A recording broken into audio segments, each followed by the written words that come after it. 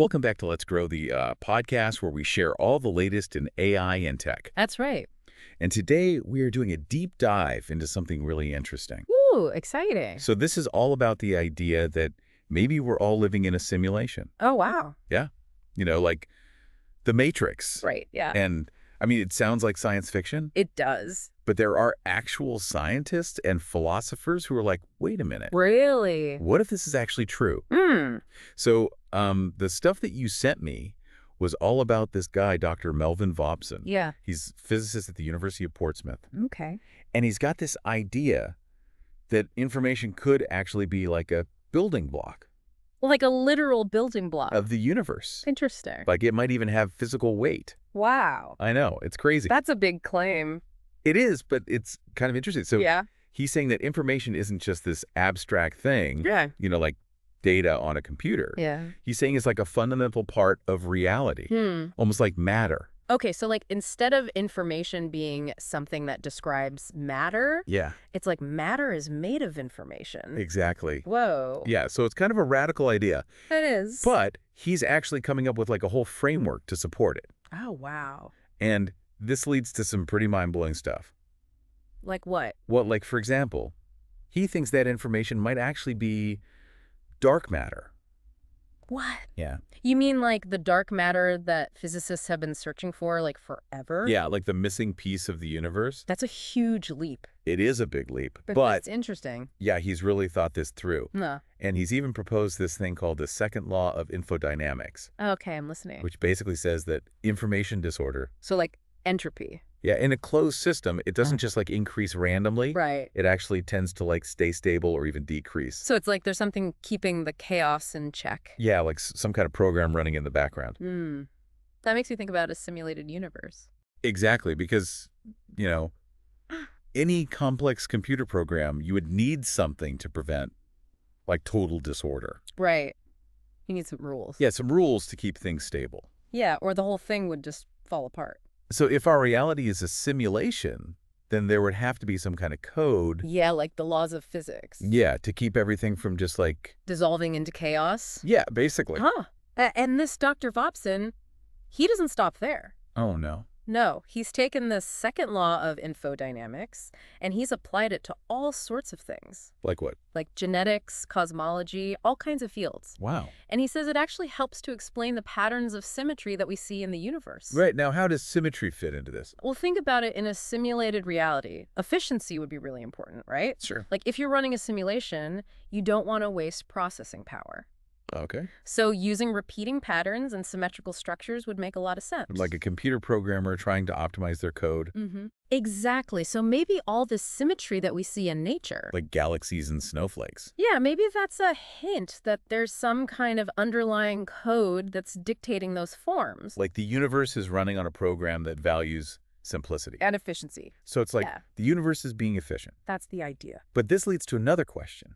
What's that? If we are living in a simulation, is there any way to prove it?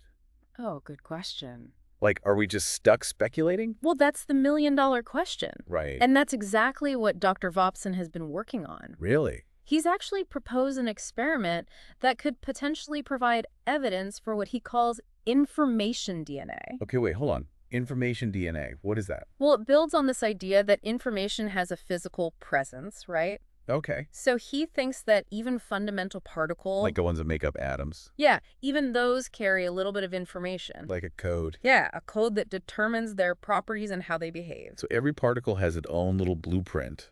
Exactly a set of instructions written in the language of information. Whoa. And the experiment is going to try to erase this information That's the idea. and see what happens. Yeah, and by observing what's left behind, we might be able to detect some kind of signature. A signature of the information layer. Exactly. It would be like deleting a file on your computer and then looking for traces of what was there before. So if we see the particle change after we erase the information. That could be a huge clue that we're dealing with something beyond just the normal physical properties. Like we're dealing with something fundamental. Exactly. It would be a massive discovery. It would change everything. It would change how we understand the universe. And our place in it. It would raise so many new questions.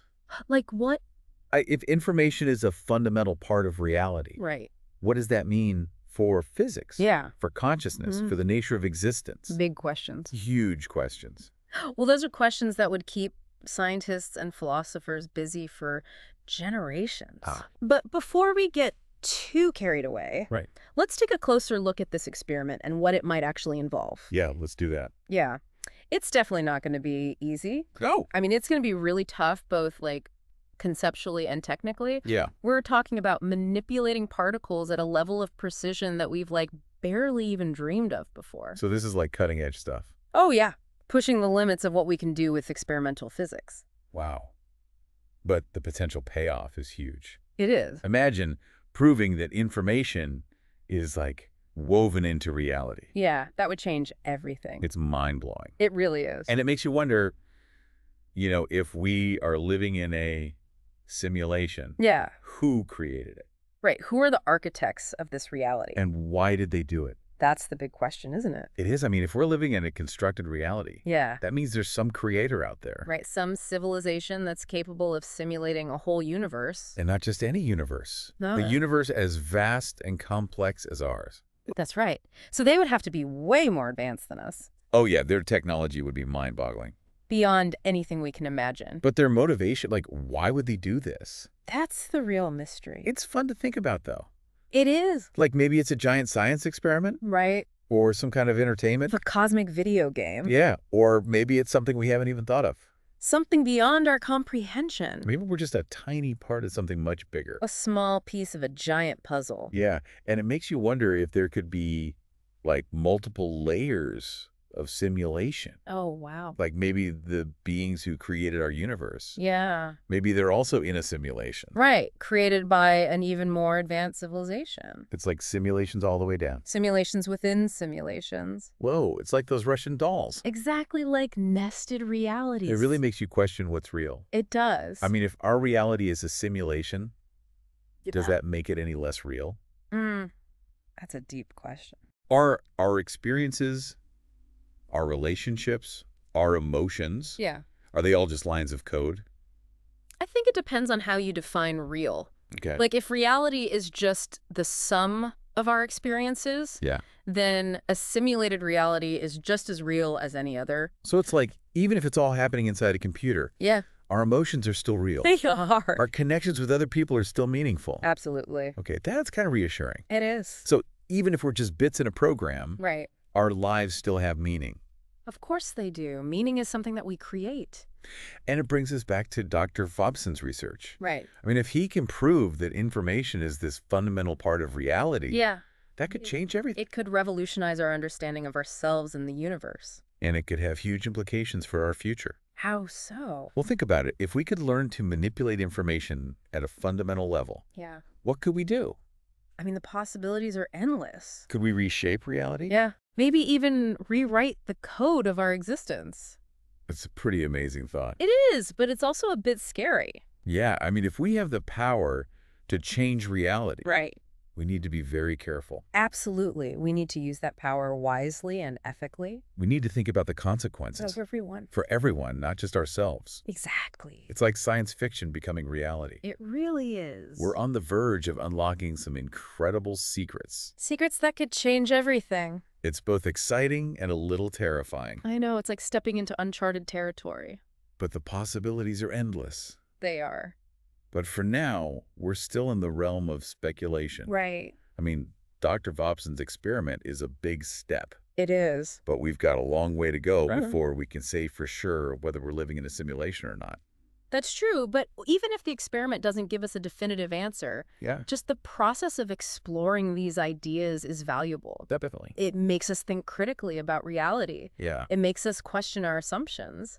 And it pushes the boundaries of knowledge. Exactly. And it shows how powerful human curiosity can be. It's what drives us to explore and understand the universe. It's amazing, really. Yeah, it's amazing to think about how far we've come. I know, from like ancient philosophers to like modern physicists, all trying to understand the universe. It's incredible. And this whole simulation idea, it really shows how powerful our imagination is. And our curiosity. Absolutely. Like, we just want to know. I want to know. But it's also a good reminder that we still have so much to learn. Oh, yeah, for sure. Like, Yeah. even if this experiment... The Vopson's experiment. Yeah, even if it doesn't prove anything... Right. It's going to lead to new research. Absolutely. New discoveries. It's like opening a door to a whole new world. Yeah.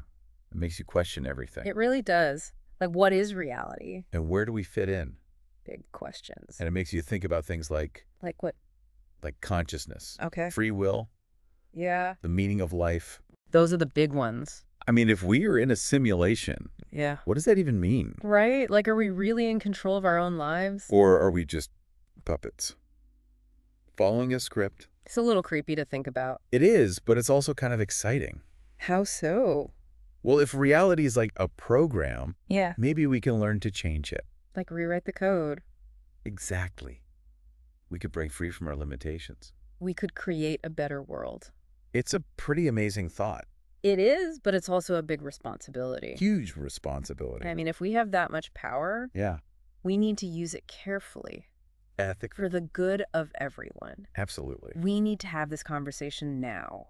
Before it's too late. Before we go too far. Exactly. It's like science fiction is becoming real. It really is. We're on the edge of something incredible. Something that could change everything. Well, I think we've given our listeners a lot to think about today. Yeah, a lot to chew on. Whether we're in a simulation or not. It's the question that matters. And just asking that question, it shows how curious we are. And how much we want to understand. The universe and our place in it. Exactly. So keep asking those questions. Keep exploring. And who knows, maybe one day we'll have the answer. To the ultimate question. Are we real or are we just simulations? Until then, let's make the most of this reality. Whatever it may be. And let's try to make it a good one. Couldn't have said it better myself. Hang there. Thanks for having me. It was great talking to you. You too.